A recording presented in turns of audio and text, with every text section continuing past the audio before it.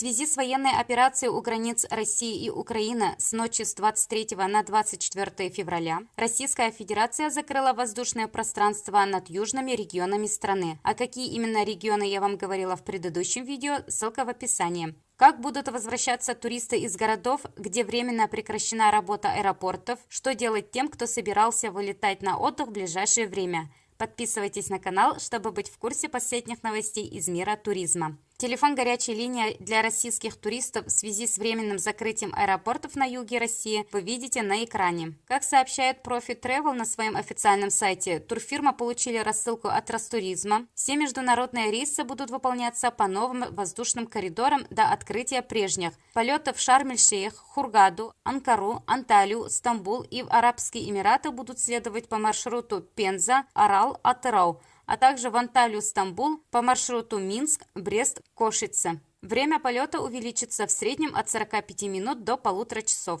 Как сообщает глава Республики Крым Сергей Аксенов, в связи с приостановкой авиасообщения в ЮФО, гости полуострова, те, кому необходимо вернуться, могут обращаться на горячую телефонную линию Министерства курортов и туризма Республики. Номер телефона также на экране. Здесь же можно получить актуальную информацию и консультацию специалистов Минкурортов РК. Сейчас выехать из Крыма можно на автобусах и поездах.